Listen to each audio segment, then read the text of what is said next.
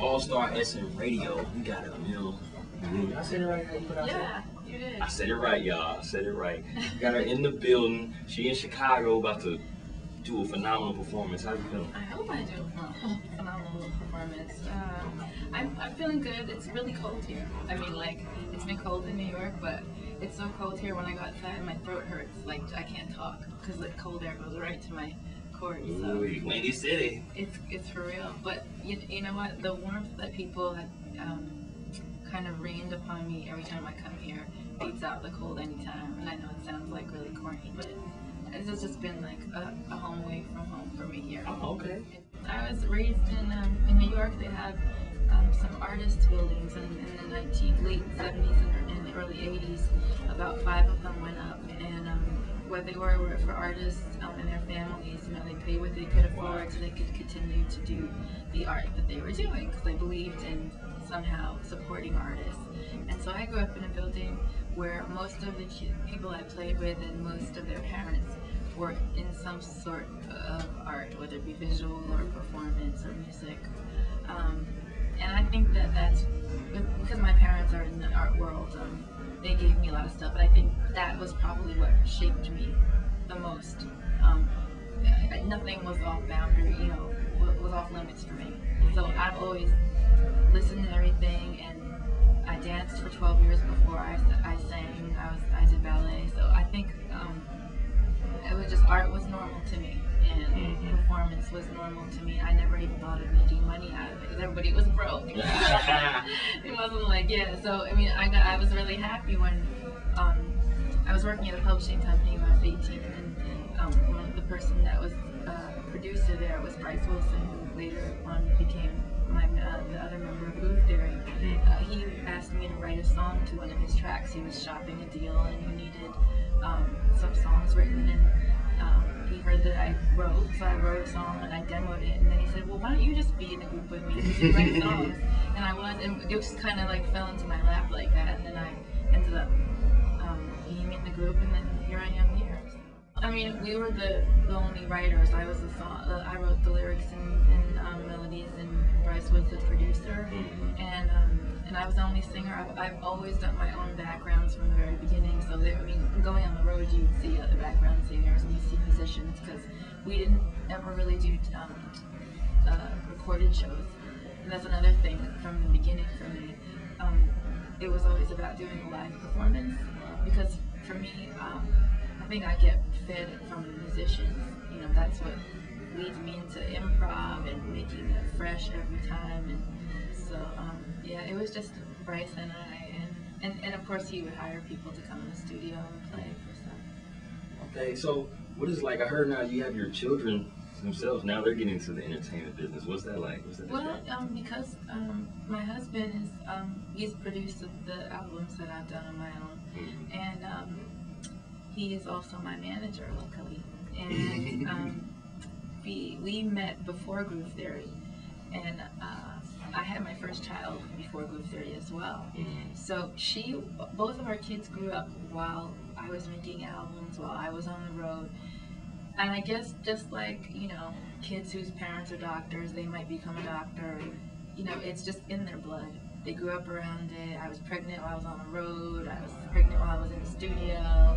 I remember the kids coming on stage and watching shows. And when they started playing piano and guitar, and started writing their own songs, and always wanted to perform for every family occasion, it was pretty clear that they wanted it too. So it's kind of just like, we just let them do their thing. We're very like open-minded parents about whatever they choose to do. Like if they decide they want to, you know, be a bartender when they get to be an adult, I would never be like, you should have been a musician. You know, I want them to do what makes them happy. But they are musical, very, very musical. And they've already made appearances on your album with Morning? Yes, both albums. Morning, and then on Infinite Possibilities, my first solo album. And my oldest plays about 5 different instruments.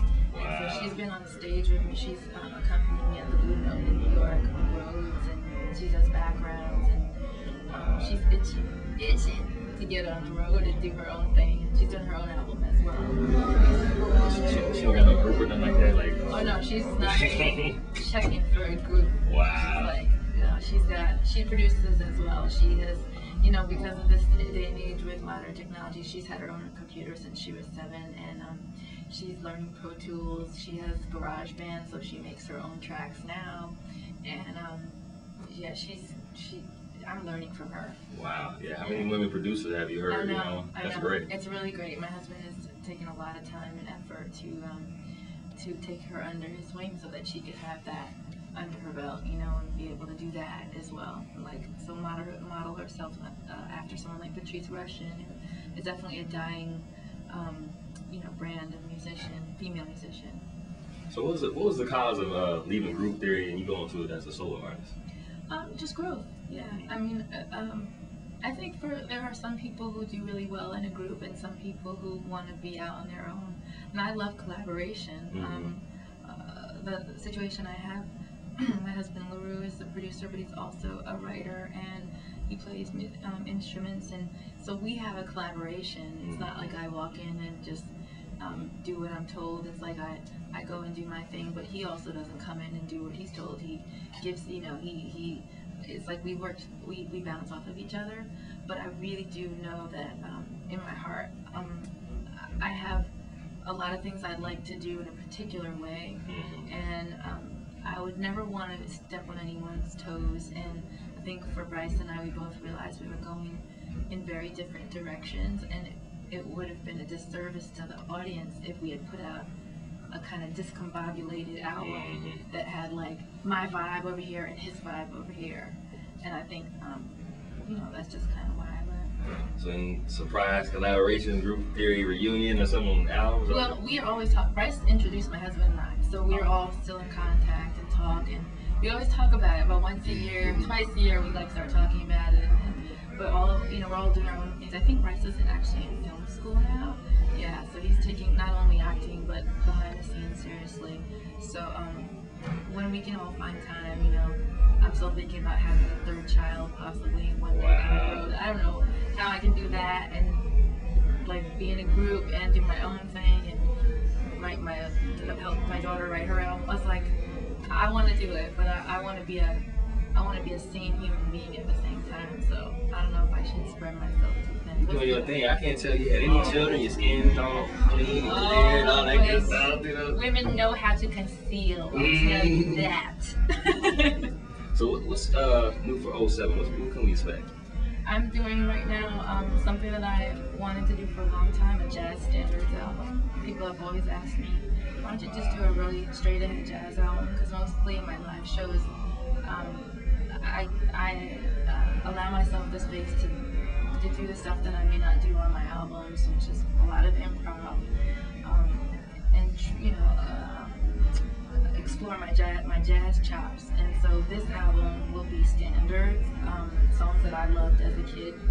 I listened to a lot of musicals and a lot of jazz, and it will be with a 4-piece band.